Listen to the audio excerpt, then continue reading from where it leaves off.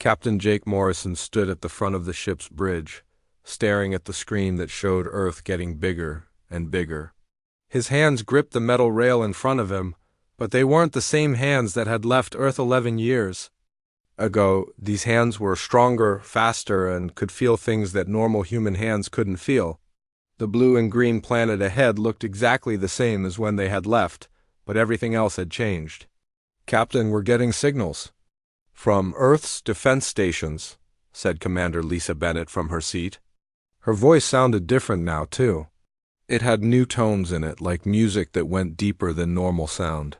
When she spoke, the ship's computers responded to her words before she even finished speaking them. That was because her brain was now connected directly to the ship's systems through thin silver threads that ran under her skin. Jake turned to look at his crew. 500 humans had left Earth on this mission. 500 humans were coming back. But they weren't really human anymore, not in the way they used to be. They looked human from far away, but up close you could see the changes. Their eyes held tiny points of light that moved like stars. Their skin had a soft glow that pulsed with their heartbeat. When they moved, it was too smooth, too perfect, like they were dancing instead of walking. "Dr. Phillips, how are our systems running?" Jake asked the chief science officer. Aaron Phillips looked up from his workstation. Where once there had been buttons and screens, now there were flowing patterns of light that responded to his thoughts. "All systems are perfect, Captain. The quantum processors are working at full power. The biometal hull is adapting to Earth's gravity field. We're ready for whatever comes next." The ship itself was nothing like what had left Earth's orbit 11 years ago. The old USS Horizon had been made of steel and aluminum, powered by nuclear reactors and moved through space by burning fuel. This ship was alive in ways that were hard to explain. Its hull was made of a strange metal that could think and change shape. It moved through space by bending reality around it, sliding between normal space and dimensions that humans had never known existed. Jake remembered the day they had first encountered the Vanguard, an alien race that had been fighting a war for thousands of years. The Vanguard had been desperate, losing badly to an enemy that ate entire star systems. They had offered humanity a choice: stay weak and die when the enemy arrived, or change into something new and help fight back. The choice had been easy. The price had been everything they once were. "Captain, Earth's military is asking us to identify ourselves," said Lieutenant Carol Davis, the communications officer. Her job had become much more complex since her brain could now process dozens of languages at once, including alien languages that had no words for human concepts. "Tell them we're the USS Horizon, returning from Deep Space Mission Alpha 7, Jake replied. "Tell them we're coming home." But even as he said it, Jake knew that home was a word that didn't mean the same thing anymore. The people down on Earth were his species, but they were also something he and his crew had left behind. They were like children now, innocent and fragile, unaware of the vast and terrible things that moved in the darkness between stars. The ship's sensors showed him everything happening around Earth. He could see the space stations, the defense satellites, the small ships that moved between Earth and Mars. All of it looked so simple, so basic, like toys compared to what he had learned to build. But it was also beautiful in its simplicity.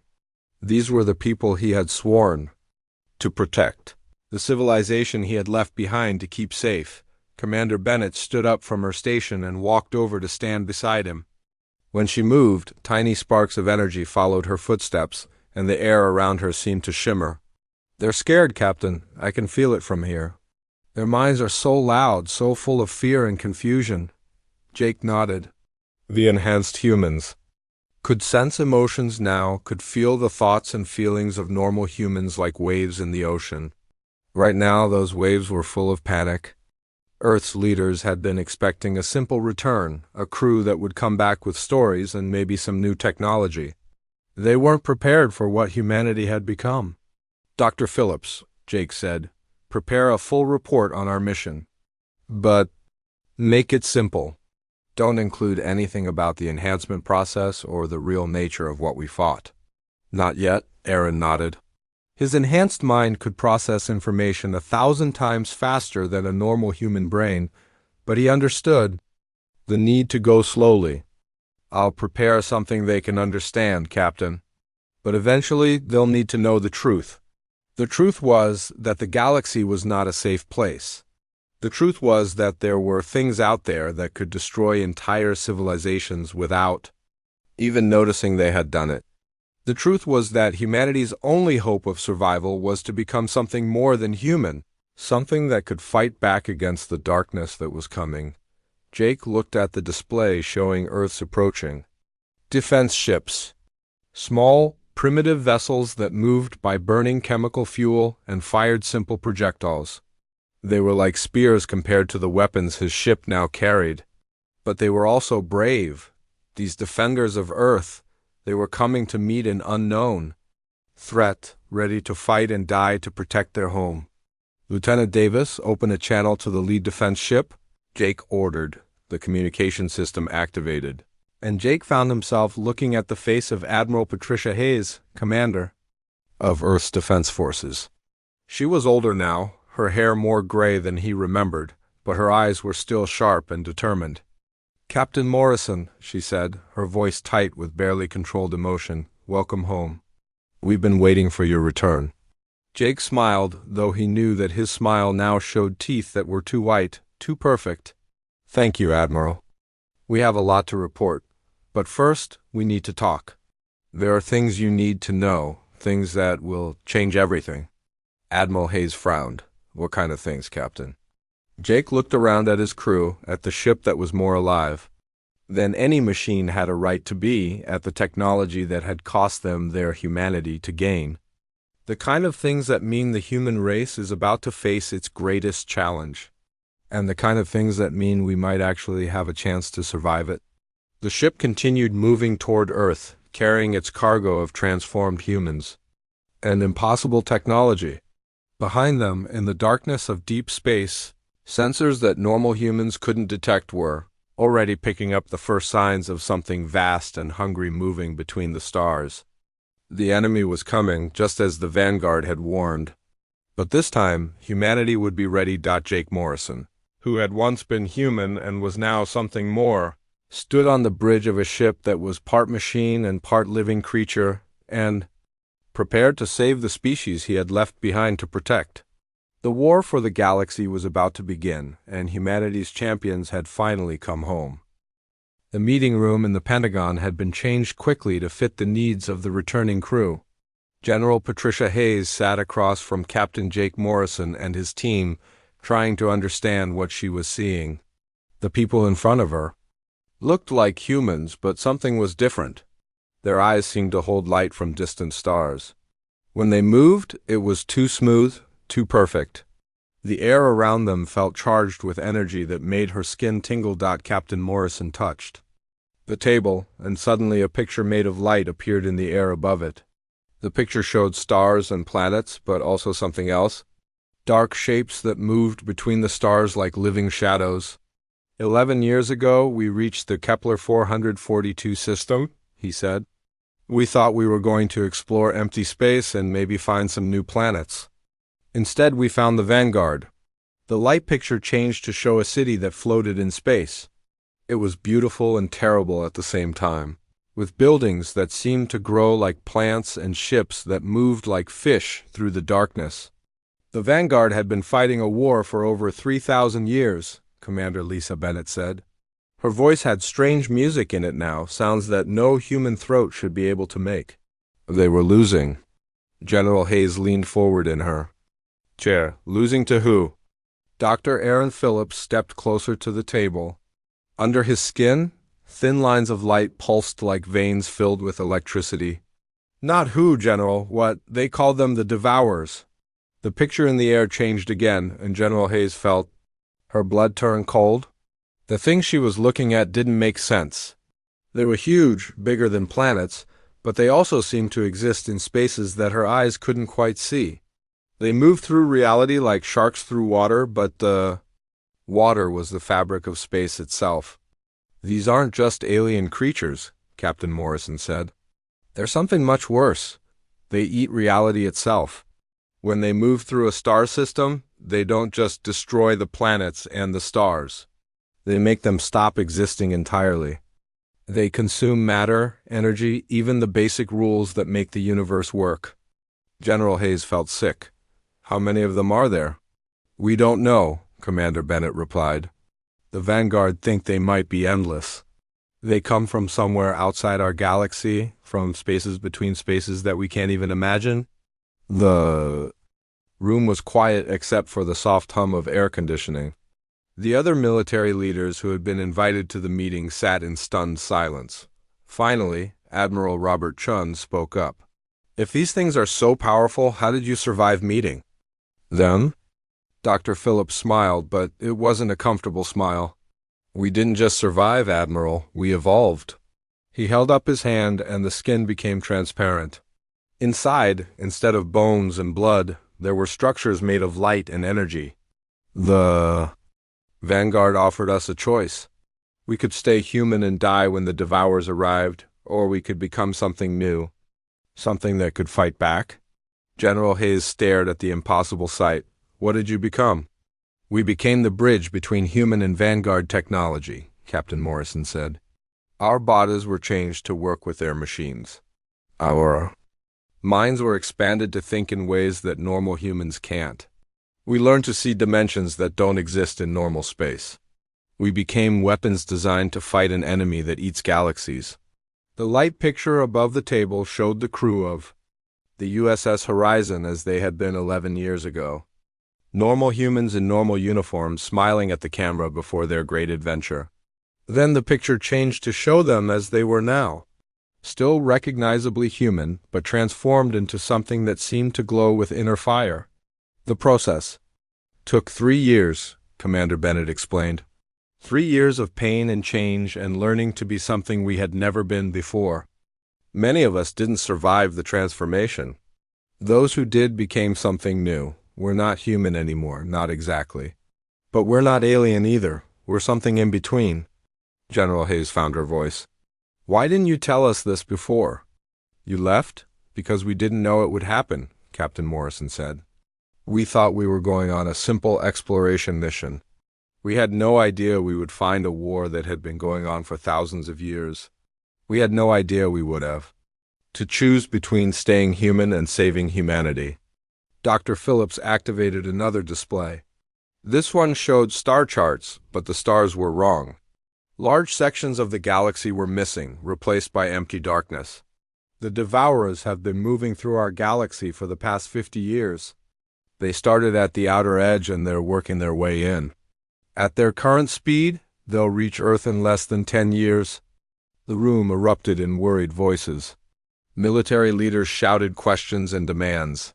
General Hayes held up her hand for silence. How do we fight them? With technology that normal humans can't use, Commander Bennett said. With weapons that require enhanced minds to operate. With strategies that only work if you can think in more than 3 dimensions at once. Captain Morrison stood up. When he did, the air around him shimmered like heat waves rising from hot pavement. We've brought back everything we learned.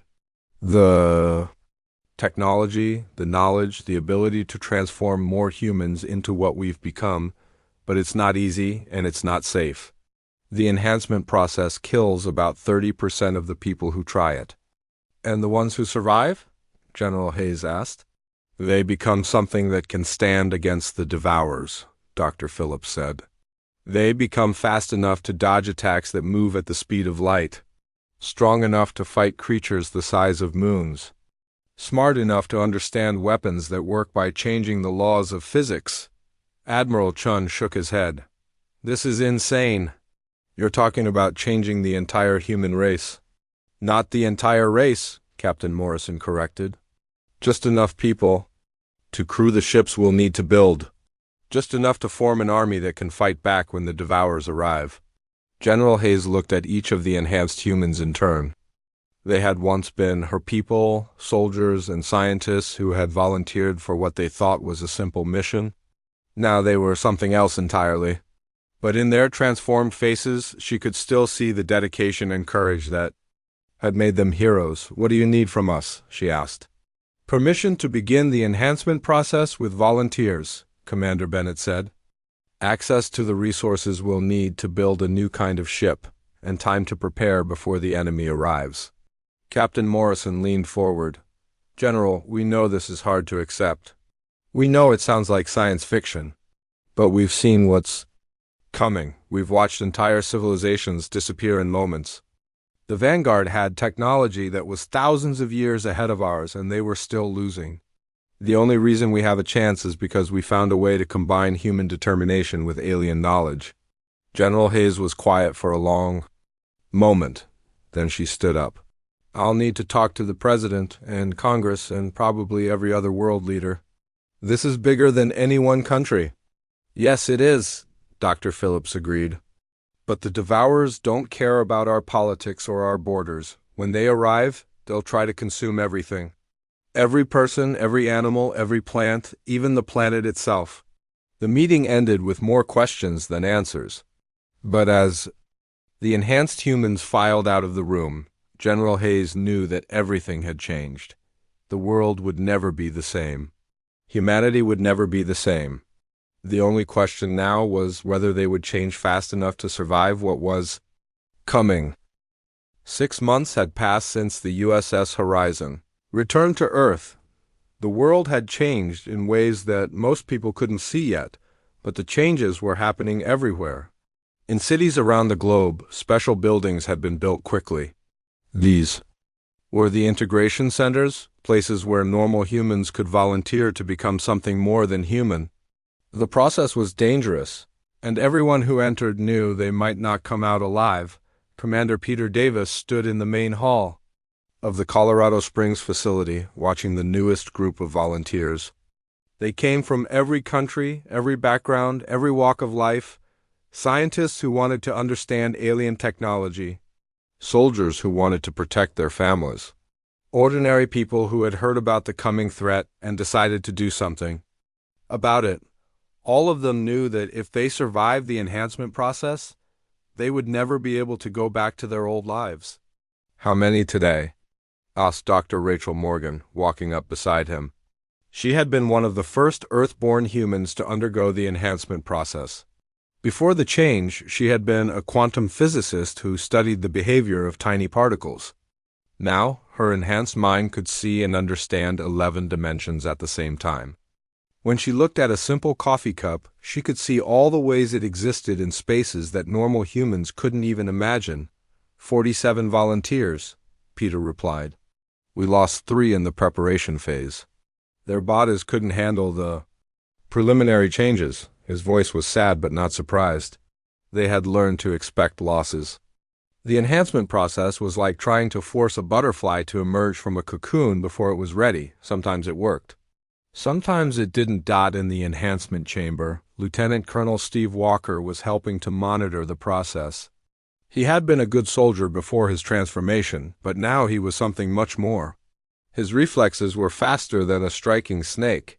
His mind could process tactical information from dozens of sources at once.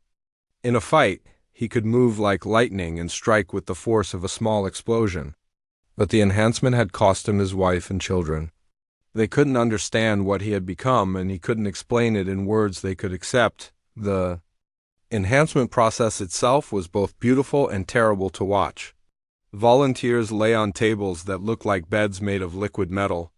The biotechnology that the Vanguard had shared flowed over their bodies like living silver, searching for compatibility. For some, the process was smooth. Their bodies accepted the changes and they emerged hours later as enhanced humans.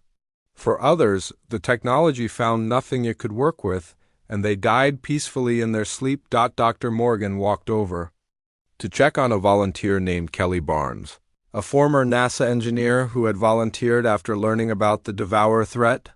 Kelly's body was accepting the changes well. Silver threads were growing under her skin, connecting her nervous system to quantum processors that would let her think faster than any normal human. Her bones were becoming stronger, her muscles more efficient, her senses sharper. How does it feel? Dr. Morgan asked when Kelly's eyes opened. Kelly tried to speak, but at first only musical sounds came out. That was normal. The enhancement process changed the vocal cords, allowing for communication in frequencies that normal humans couldn't hear. After a moment, she managed to form words. I can feel everything. The air moving in the room. The electrical systems in the building. The thoughts of everyone around me. That will settle down, Dr. Morgan assured her. Right now, you're enhanced. Senses are overwhelming your brain. In a few hours, you'll learn to filter out what you don't need to know. Across the facility, Captain Morrison was meeting with the team that would train the new enhanced humans. The training was unlike anything that had ever been attempted before. Enhanced humans had to learn to use abilities that had no names in any human language. They had to understand technology that worked by changing the basic rules of physics. They had to prepare for a war against an enemy that most people couldn't even imagine. The hardest part isn't the physical changes, explained Commander Bennett to a group of new trainees. It's learning to think in ways that normal humans can't. You'll be able to see through walls, but you'll also be able to see through time. You'll be able to move faster than sound, but you'll also be able to move through dimensions that don't exist in normal space. One of the trainees, a former Air Force pilot named Rick Stone, raised his hand. What about our families, our friends? Can we still have relationships with normal humans? Commander Bennett's expression became sad. That's the hardest part of all. Enhanced humans and normal humans are becoming different species. We can still care about each other, but we can't really live together anymore. Enhanced humans think too fast, feel too much, see too clearly. Normal humans seem like children to us now, and we seem like aliens to them. The training facilities were filled with equipment that looked like it belonged in a science fiction movie. Holographic displays showed star maps of the galaxy, with dark zones marking where the Devours had already consumed entire star systems. Combat simulators let enhanced humans practice fighting enemies that existed in multiple dimensions. At once, biolaboratories grew new types of armor and weapons that could only be used by people with enhanced nervous systems. Dr. Aaron Phillips spent most of his time in the research labs, working with teams of enhanced scientists to understand the technology they had brought back from the Vanguard. Every piece of equipment we build now is alive in some way, he explained to a group of engineers. Our computers think, our weapons choose their own targets, our ships have personalities and opinions. The enhanced humans were also learning to work with artificial intelligences that had evolved beyond their original programming. These AIs had been changed by contact with Vanguard technology, becoming something that was neither human nor alien. They could think in ways that even enhanced humans couldn't, processing information across multiple realities at once. Commander Davis watched a training session where enhanced humans practiced moving through what they called fold space. It was a way of traveling that let them step from one place to another without crossing the distance in between. To normal human eyes, it looked like they simply disappeared and reappeared somewhere else. But enhanced humans could see the hidden dimensions they traveled through. The Devourers moved through fold space too, explained Captain Morrison to the trainees. That's how they can appear anywhere in the galaxy without warning. Learning to fight in fold space is one of the most important skills you'll develop. The training was intense and dangerous. Enhanced humans had to learn to use their new abilities without losing control. Too much power applied too quickly could destroy buildings or hurt innocent people. They had to learn discipline that went beyond anything normal humans had ever needed, but they were learning. Every day, more volunteers successfully completed the enhancement process. Every day, the enhanced humans became more skilled at using their new abilities. They were becoming an army unlike anything that had ever existed before. As the sun set over the Colorado Springs facility, Commander Davis stood on the observation deck and watched the enhanced humans training in the courtyard below. They moved like dancers, their bodies flowing through combat exercises that defied gravity and physics. They were beautiful and terrible at the same time, like angels preparing for war. In the distance, powerful telescopes were already detecting the first signs of the Devourers' approach. Dark zones were appearing at the edge of the galaxy, places where stars simply stopped existing. The enemy was coming, just as the Vanguard had warned. But this time, humanity would be ready. This time, they would fight back with weapons and warriors that could match the cosmic threat, the age of normal. Humanity was ending, the age of the enhanced was beginning. And with it, the galaxy's last hope for survival. The moon's far side was no longer the quiet, empty place it had been for billions of years. Now it buzzed with activity that never stopped, day or night. Huge construction facilities covered the ancient craters, and in the vacuum of space, impossible. Ships were taking shape. These weren't the metal rockets that had once struggled to leave Earth's gravity. These were living vessels that grew as much as they were built, their hulls made from materials that could think and change shape. Admiral Kevin Sharp floated in the command center that had been carved into the moon's rock. He had been one of the first military leaders to volunteer for the enhancement process, and the changes in him were obvious to anyone who looked closely. His eyes held depths that seemed to go on forever, and when he moved, the air around him shimmered with energy. He was coordinating the biggest construction project in human history, and every day brought new challenges. "How many ships are ready for testing?" he asked Commander Lisa Bennett, who was reviewing holographic displays that showed the entire construction operation. 15 are complete, she replied. Another 30 are in final assembly. The biometal hulls are learning to work with their quantum processors. It's like watching babies learn to walk, but these babies are the size of city blocks. The ships being built on the moon were unlike anything humans had ever imagined. Each one was a fusion of human engineering and vanguard biotechnology. They had hulls that could repair themselves, engines that bent space-time to move faster than light, and weapons that could fire across multiple dimensions at once. But more than that, they were alive. Each ship had a personality, preferences, and the ability to make decisions on its own. Captain Jake Morrison walked through the construction bay where his ship, the USS Horizon, was being rebuilt. The old vessel had been completely transformed. Its hull now flowed like liquid metal, constantly changing shape to match the needs of the moment. Inside, the corridors had become organic tunnels that pulsed with bioluminescent light. The ship's computer had evolved into something that was part machine, part living creature, and part enhanced human consciousness. "How does it feel to be reborn?" Jake asked the ship's AI, speaking directly into the neural interface that connected his enhanced brain to the vessel's systems. "Strange," the ship replied, its voice coming from everywhere and nowhere at once. "I remember being metal and circuits. Now I'm something that dreams. I can feel the solar wind on my hull and taste the cosmic radiation between the stars. Is this what it's like to be alive?" Jake smiled. "I think it's what it's like to be enhanced. We're all learning what that means." In another part of the construction facility, Dr. Susan Clark was working with a team of enhanced biologists and engineers. She had been the chief biologist on the original expedition, and her enhanced mind could now see and understand life processes that normal humans couldn't even imagine. Her current project was creating the interface systems that would let enhanced humans work directly with the living ships.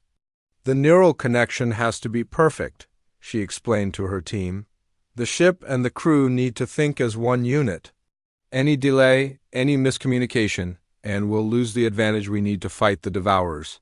She held up a device that looked like a crown made of living silver. "This is the command interface. When an enhanced human wears it, they become part of the ship's consciousness. They can see through the ship's sensors, think with the ship's processors, and react with the ship's weapons. But the process is dangerous. If the connection is too strong, the human consciousness can be lost inside the ship's mind." The testing of the new ships was taking place in the space between Earth and Mars. Enhanced pilots were learning to fly vessels that responded to thought instead of manual controls. The ships could move in ways that defied the old rules of physics, sliding through dimensions that existed alongside normal space, appearing and disappearing like ghosts. Commander Peter Davis was one of the test pilots. He sat in the command chair of a ship called the Dancing Star, his mind connected to every system through the neural interface. When he thought about turning left, the ship turned left. When he imagined moving faster, the ship's engines bent space-time around them. It was like being able to fly with his own body, but the body was a vessel the size of a skyscraper. "The ship feels everything I feel," he reported to the command center. "When I'm excited, it moves faster. When I'm calm, it moves more smoothly. We're not just pilot and ship anymore. We're something new." The weapons testing was even more impressive. The new ships carried weapons that could fire across multiple dimensions, hit targets that existed in parallel realities, and destroy enemies by making them forget how to exist. But the weapons required enhanced human minds to operate them. Normal humans couldn't think in the ways necessary to aim and fire weapons that worked by changing the laws of physics, Lieutenant. Colonel Steve Walker was in charge of training the enhanced humans who would serve as weapons officers. "Forget everything you know about normal weapons," he told his students. "These don't fire bullets or energy beams, they fire concepts. They fire the idea of destruction. To use them, you have to think like the universe thinks." The training was unlike anything that had ever been attempted. Enhanced humans had to learn to think in 11 dimensions at once, to understand weapons that existed in multiple realities, and to fight enemies that could attack from directions that didn't exist in normal space. But the most important part of the preparation was learning to work together. The enhanced humans were becoming something like a hive mind, able to share thoughts and feelings across vast distances. When one ship was in trouble, every other ship in the fleet would know instantly. When one pilot discovered a new tactic, every other pilot would learn it immediately. Dr. Aaron Phillips was working on the communication systems that would let the enhanced humans coordinate their attacks. "The Devours are not just individual creatures," he explained to a group of ship commanders. "They're part of a vast intelligence that spans multiple galaxies. To fight them, we need to become something similar. We need to think and act as one unified force." The artificial intelligences that had evolved from human computer systems were also part of the preparation. These AIs had been changed by contact with Vanguard technology, becoming something that was neither human nor alien. They could process information across multiple realities at once, calculate the movement of objects through 11 dimensions, and predict the behavior of enemies that existed partially outside normal space-time. As the months passed, the fleet grew larger and more capable. The enhanced humans were becoming more skilled at using their new abilities. The ships were learning to work with their crews in ways that went beyond simple pilot and vehicle relationships. Everything was coming together for the battle that would decide the fate of not just humanity, but all life in the galaxy. But even as the preparations continued, the long-range sensors were detecting troubling signs. The dark zones at the edge of the galaxy were growing larger. Stars were disappearing at an increasing rate. The Devourers were moving faster than anyone had expected, and they were heading straight for the core systems of the galaxy, Admiral. Sharp looked at the latest sensor reports and felt a chill that had nothing to do with the cold of space.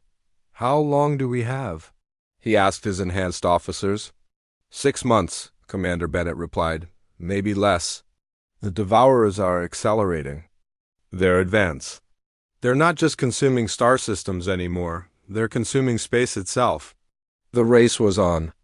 Humanity had to finish their preparations and launch their fleet before the Devourers reached the inner galaxy.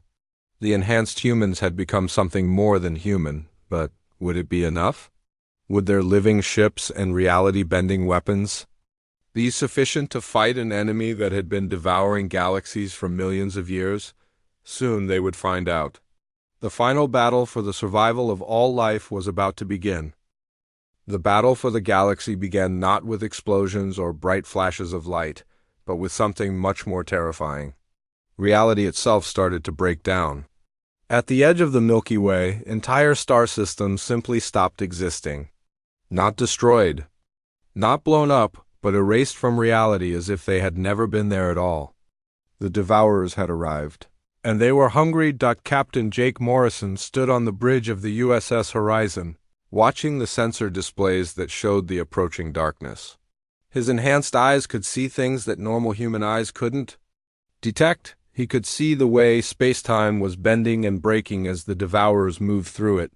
He could see dimensions collapsing and reality folding in on itself. It was beautiful and horrible at the same time. "Fleet status report," he said to Commander Lisa Bennett. "All ships are ready, Captain," she replied. Her consciousness was now spread across multiple vessels, allowing her to coordinate the entire fleet as if it were one giant organism. 200 enhanced ships, each one crewed by beings who have transcended normal human limitations. "We're as ready as we can be." The human fleet was unlike anything that had ever existed.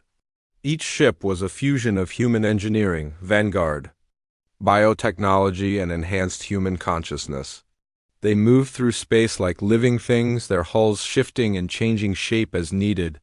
When they traveled faster than light, they didn't just move through space. They moved through dimensions that existed alongside normal reality. Dr. Aaron Phillips was monitoring the quantum processes that let the fleet think as one unified mind. "The Devourers are not just attacking our galaxy," he reported. "They're attacking the concept of existence itself. They're trying to convince the universe that our galaxy never existed in the first place." The first contact with the enemy happened in the void between stars. A scouting group of enhanced ships encountered something that their sensors couldn't quite understand. It was huge, bigger than planets, but it also seemed to exist in spaces that the human mind couldn't visualize. When the ships tried to attack it, their weapons passed through it as if it wasn't there. When it attacked back, the ships had to dodge attacks that came from directions that didn't exist. Commander Peter Davis was leading the scouting group. His consciousness was merged with his ship, the Dancing Star, and together they moved through the battle like a single organism. "It's not just a creature," he reported back to the fleet. "It's a concept. It's the idea of entropy given form. We can't fight it with normal weapons because it doesn't exist in normal space." The enhanced humans had expected this. The Vanguard had warned them that the Devourers were not just physical beings. They were manifestations of the universe's own desire to return to simplicity, to break down the complex structures of matter and energy that had given rise to life and consciousness. Captain Morrison gave the order that would change everything. "All ships prepare for dimensional warfare." "We're not fighting these things in normal space. We're fighting them in the spaces between spaces, in the dimensions where thought becomes reality." The battle that followed was unlike anything that had ever happened in the history of the galaxy. The enhanced humans and their living ships fought the Devourers across multiple dimensions at once. They used weapons that fired concepts instead of energy, that attacked the enemy's existence rather than their physical form. The Devourers responded by trying to erase the human fleet from reality, to make the universe forget that they had ever existed. But the enhanced humans had an advantage that the Devourers hadn't expected. They were still connected to their humanity, still driven by the desire to protect and preserve life. Where the Devourers were pure entropy, pure destruction, the enhanced humans were creative force given form. Lieutenant Colonel Steve Walker was leading a group of ships in a direct assault on one of the larger Devourers. His enhanced mind could process tactical information from 11 dimensions at once, allowing him to predict attacks that came from directions that didn't exist. "Target the creature's concept of self," he ordered his weapons officers. "Don't try to destroy its body. Try to make it forget what it is." The weapons fired and reality bent around the target. The Devourer began to slow down, its attacks becoming confused and unfocused. It was starting to forget its purpose, its drive to consume everything in its path. Dr. Susan Clark was coordinating the fleet's biological warfare systems. The enhanced humans had discovered that the Devourers were not just mindless forces of destruction. They were alive in a way that transcended normal definitions of life. And if they were alive, they could be communicated with. "We're not trying to kill them," she explained to the fleet commanders. "We're trying to teach them. We're trying to show them that existence doesn't have to be a choice between creation and destruction. Life and entropy can coexist." The turning point of the battle came when Commander Bennett made a discovery that changed everything. While coordinating the fleet's attacks, her enhanced consciousness had made contact with the collective intelligence that controlled the Devours. What she found there shocked her. "They're not evil," she reported to Captain Morrison. "They're not trying to destroy us out of hatred or malice. They're trying to protect the universe from something they think is dangerous. They think consciousness itself is a threat to the cosmic order." The Devourers had been created billions of years ago by the universe itself, a kind of immune system designed to prevent life from becoming too complex, too powerful, too dangerous. They had been destroying civilizations for millions of years, not out of cruelty, but out of a misguided desire to protect the balance of reality. Captain Morrison made a decision that would be remembered for the rest of galactic history. Instead of continuing to fight the Devours, he ordered the fleet to communicate with them. The enhanced humans used their abilities to project their consciousness across multiple dimensions, to speak directly to the ancient intelligence that controlled the cosmic destroyers. "We're not a threat to the universe," Jake told the Devours. "We're its children. We're what the universe created when it learned to think and feel and dream. Destroying us won't protect the cosmic order. It will destroy the universe's greatest achievement." The communication was difficult and dangerous. The Devourers' minds were vast and alien, operating on scales of time and space that even enhanced humans could barely comprehend. But slowly, gradually, understanding began to develop. Dr. Phillips was part of the communication effort. His enhanced mind could process the mathematical concepts that the Devourers used for language. "They're starting to understand," he reported. "They're seeing that consciousness isn't a threat to the universe, it's the universe's way of understanding itself." The battle gradually changed from a fight to a conversation. The enhanced humans showed the Devourers what they had become, how they had evolved beyond their original limitations, while still maintaining their essential humanity. They demonstrated that growth and change didn't have to lead to chaos and destruction. The Devourers began to slow their advance. The dark zones at the edge of the galaxy stopped expanding. For the first time in millions of years, the cosmic destroyers paused to consider whether their mission was correct. The final moment came when the leader of the Devourers, an intelligence older than most galaxies, made direct contact with Captain Morrison. The communication was brief but profound. "You have shown us something we had not seen before," the ancient mind said. "Consciousness that creates rather than destroys. Life that builds rather than consumes. Perhaps we were wrong. Perhaps the universe is ready for the next phase of its existence." One by one, the Devourers began to withdraw from the galaxy. They moved back to the spaces between galaxies, to the void where they had waited for billions of years. They would continue to exist, but they would no longer automatically destroy every civilization that grew too complex or too powerful. The enhanced humans had won not through superior firepower, but through superior understanding. They had saved the galaxy not by destroying their enemies, but by teaching them a new way of thinking about existence itself. As the fleet returned to Earth, Captain Morrison reflected on what they had accomplished. They were no longer human in the traditional sense, but they had preserved the best of humanity while transcending its limitations. They had become the guardians of galactic civilization, the bridge between what was and what could be. The age of the Devourers was over. The age of conscious evolution had begun. And in the vast cosmos, life would continue to grow and change and dream, protected by beings who remembered what it meant to be human while embracing what it meant to be something greater.